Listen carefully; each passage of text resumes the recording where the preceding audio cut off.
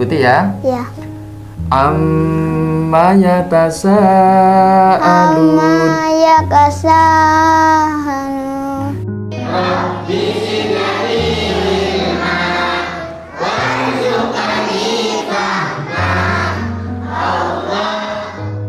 Mas Fatih siap ngaji? Siap. Siap ngaji. Suaranya yang keras ya nak ya. Suaranya yang keras ya. Ya. Oke. Yuk, ta'awud. A'udzu billahi minasyaitonir rajim. Terus Bismillahirrahmanirrahim.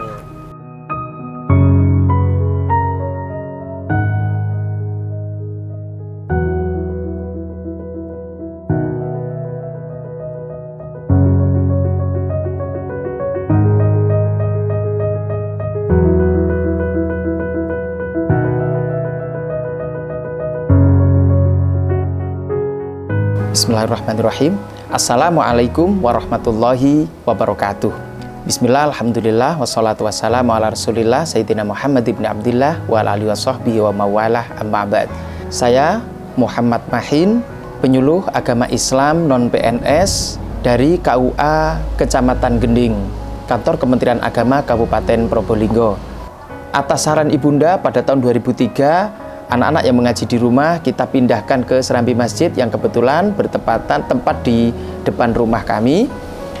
Alhamdulillah sejak pindah ke masjid, satu persatu anak-anak dari sekitar masjid ikut bersama-sama bergabung, belajar, dan pada akhirnya kita dirikan Taman Pendidikan Al-Quran Sabilillah. Pada awalnya masyarakat masih kurang mendukung atas berdirinya lembaga ini karena mereka sudah pesimis karena beberapa lembaga yang berdiri di Masjid Sabilillah ini tidak berjalan awet atau tidak bisa bertahan lama. Ada Taman Pendidikan Al-Quran, ada Madrasah Diniyah, ada pondok pesantren, bahkan ini tidak bisa berjalan lama. Tapi alhamdulillah Taman Pendidikan Al-Quran Sabilillah dengan segala kesulitannya, dengan segala tantangan-tantangannya dapat eksis sampai hari ini, dapat memberikan pelayanan pendidikan secara maksimal untuk masyarakat.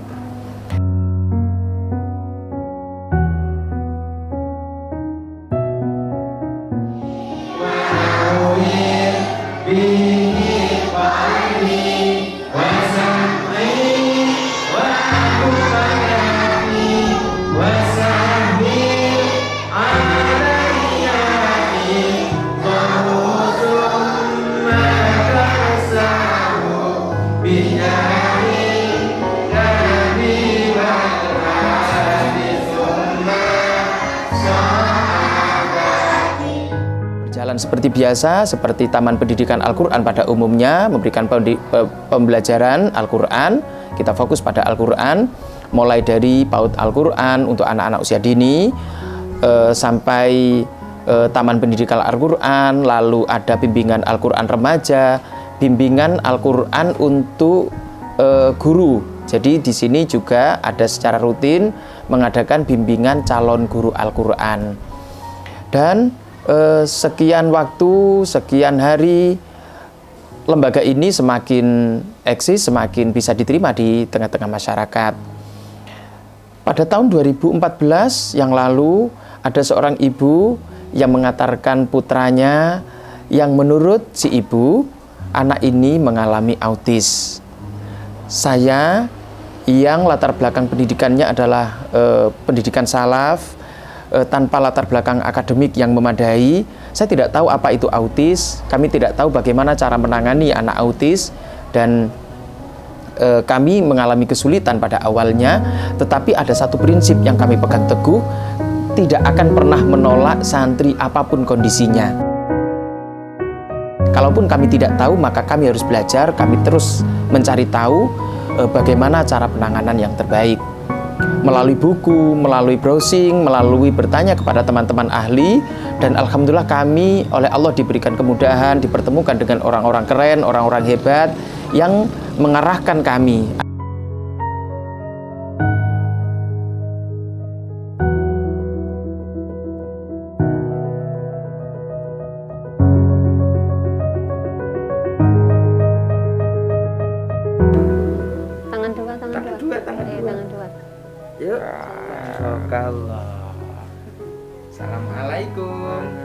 Yang betul. Sini. Waalaikumsalam.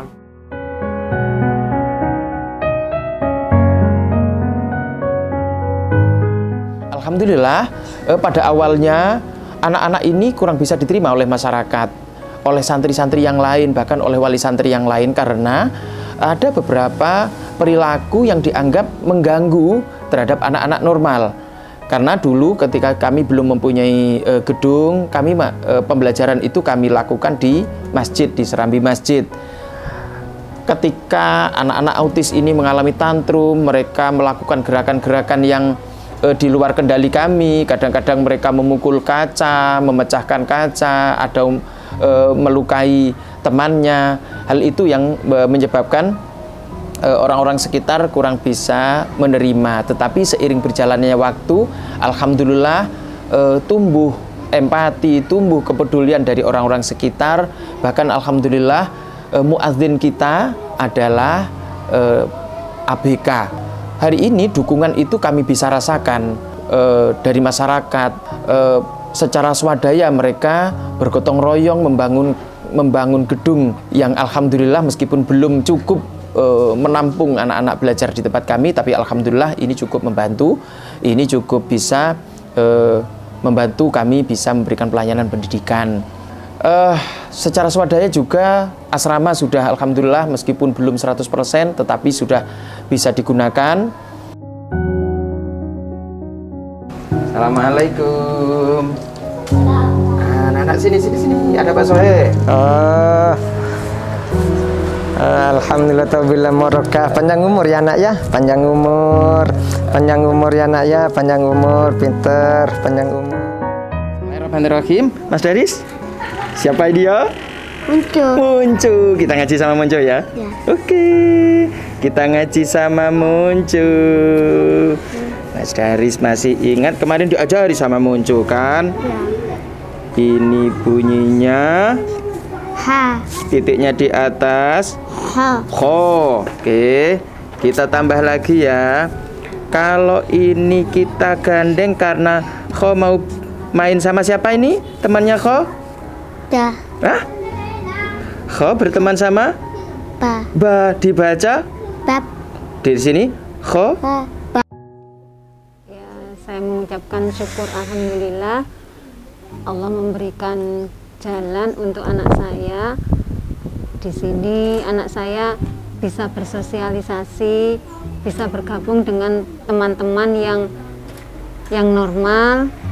Walaupun anak saya memiliki kekurangan, alhamdulillah mendapatkan pendidikan yang seharusnya dia dapat, khususnya dalam hal ilmu agama. Saya bersyukur sekali lagi, saya berterima kasih dengan adanya TPQ ini, khususnya Ustadz Mahin yang membimbing anak saya mulai dari TK tahun 2014 sampai sekarang.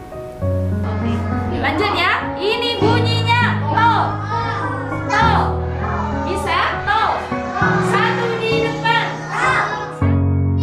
Kita bilas turun, faida bariqal balamina amanu, ayyul fariqain, ayyul fariqain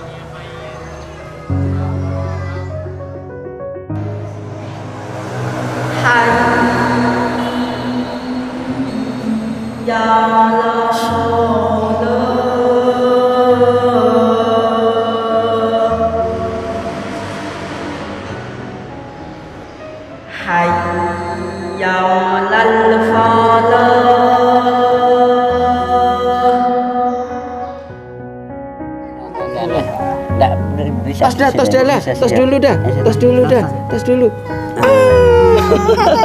Coba kita hitung yuk, coba hitung. 1, 2, 3. Takut sama kata? Katanya sembunyi ya? Iya. Halo sayang, Mbak Ayah, ditunjuk yuk. Ini bunyinya A. Ayo bunyi. Mana? Ini namanya DS. Ini kondisi DS, Down syndrome. khas ya, matanya, telinganya, jarinya itu khas.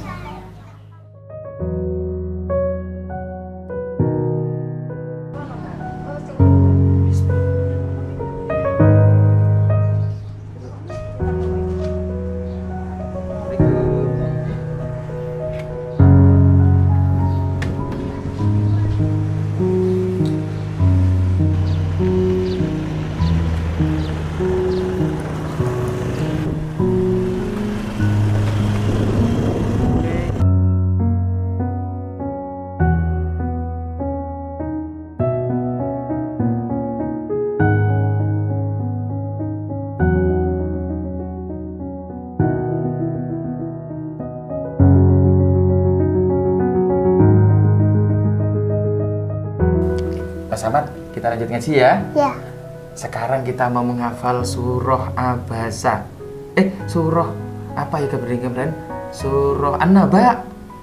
Ya, kita mau menghafal surah An-Naba ya. Ya. Diikuti loh ya. Ya. A'udzu dulu.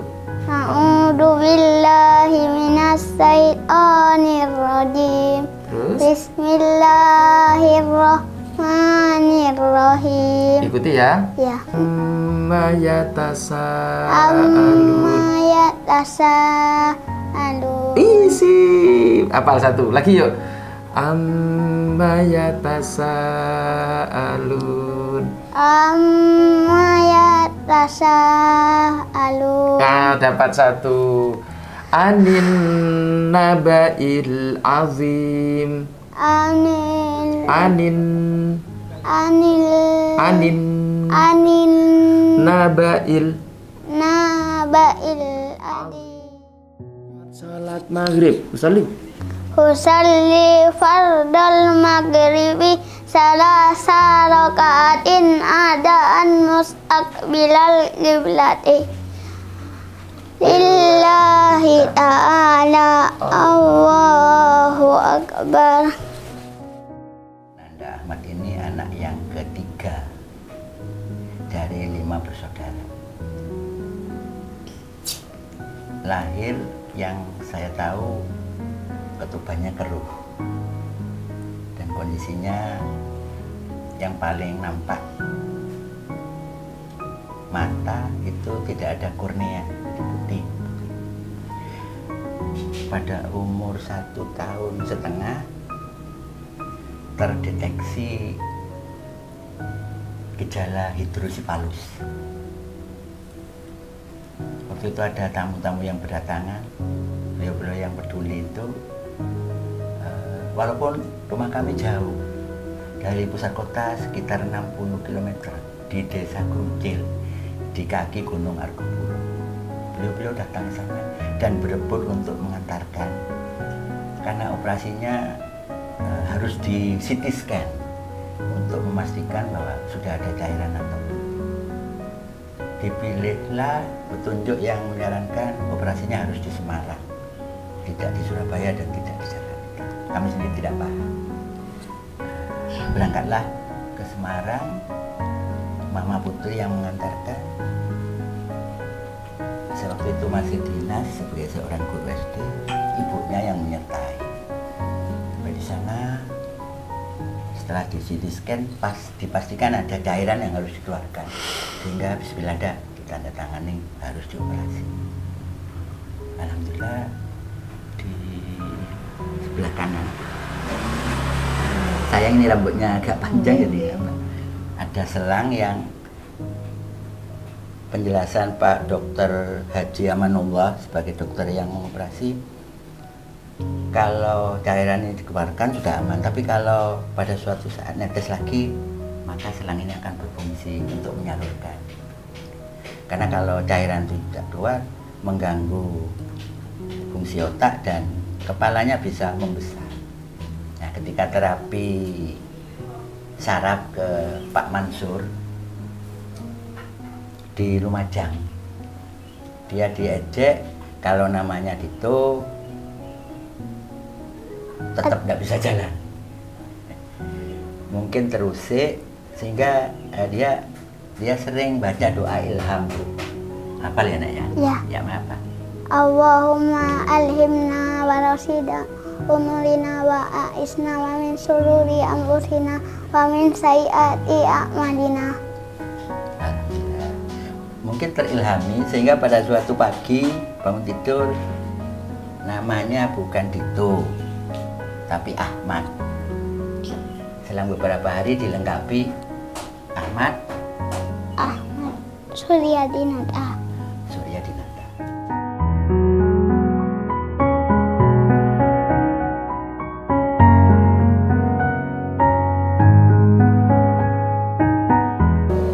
Wa hadza siratu rabbika mustaqima qad fassalnal ayati liqaumin yadhakkarun.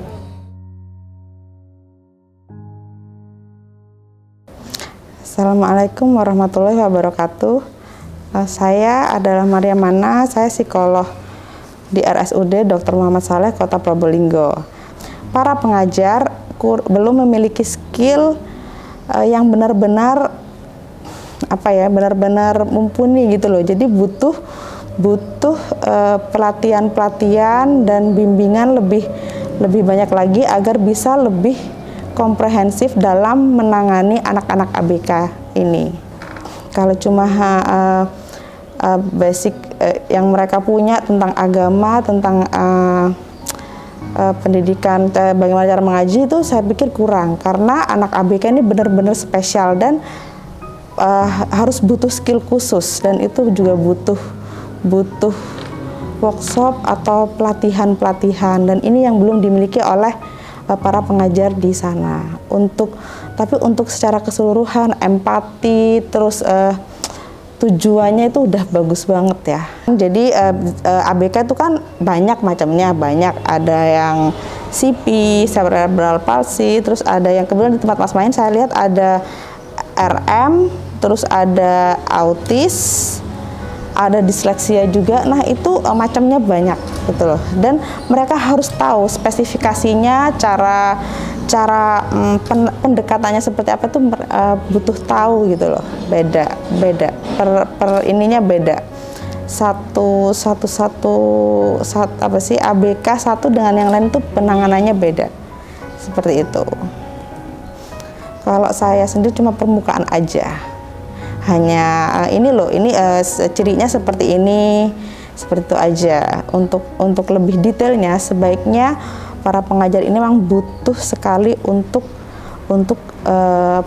lebih mendalami lagi dan diberikan workshop, dan ini penting ya, karena baru kali ini saya ada sebuah yayasan yang benar-benar mereka yang dari kalangan menengah ke bawah tanpa pamrih mengut biaya yang biasa kalau di kota-kota besar ini mahal banget loh, itu tanpa ngaji loh ya, hanya pengetahuan daily activity ya gitu-gitu. Tapi kalau di tempat yayasan Fisabilillah ini benar-benar keren menurut saya dan patut diapresiasi.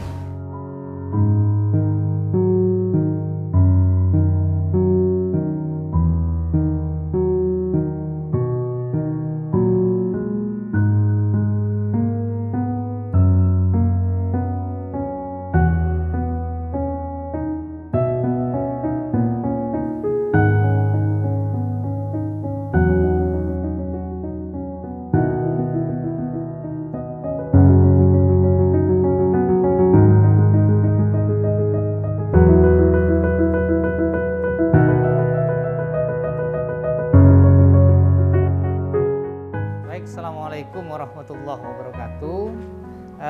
Saya Ahmad Sulji Bahtiar, Kepala Kantor Pembinaan Agama Kabupaten Probolinggo. Perlu kami informasikan bahwa ada TPQ di Probolinggo ini yang kemudian membina anak-anak yang berkebutuhan khusus, yaitu TPQ Sabilillah yang keberadaannya ada di Kecamatan Gending. Nah tentunya Kementerian Agama ini sangat berterima kasih dengan adanya TPQ ini, karena selama ini yang ada adalah SLB, sekolah luar biasa, secara formal. Tetapi ini adalah lembaga pendidikan agama yang menampung anak-anak dengan ada yang tunarungu, ada yang tunadaksa, ada yang tunagrahita, ada yang autis, kemudian ada yang Down syndrome, ada yang disleksia. Ini semua ditampung. Dan alhamdulillah proses-proses pembelajaran dengan tipologi anak yang berkebutuhan khusus ini kemudian digabungkan tetap dalam TPQ Sabilillah yang jumlah siswanya adalah 139, kemudian yang berkebutuhan khusus adalah 13. Nah, Kementerian Agama dalam hal ini yang pertama adalah senantiasa memotivasi TPQ ini untuk terus kemudian memberikan layanan yang terbaik. Di sisi yang lain kita berusaha karena ada keterbatasan dari sisi sarana prasarana, kemudian tenaga ahli, kemudian karena ini juga berbasis asrama, sehingga juga nanti kita Kementerian Agama akan membantu bagaimana mencarikan jalan keluar terkait dengan kebutuhan-kebutuhan pengembangan TPQ Sabilillah yang melayani anak berkebutuhan khusus. Nah, di sisi yang lain kita terus melakukan monitoring, kemudian mengevaluasi kendala-kendala apa yang dihadapi dalam proses-proses pembelajaran, terutama anak-anak yang berkebutuhan khusus. Nah, selanjutnya kemudian kita memberikan solusi-solusi yang terbaik dalam penanganan persoalan menghadapi pembelajaran anak-anak yang berkebutuhan khusus ini.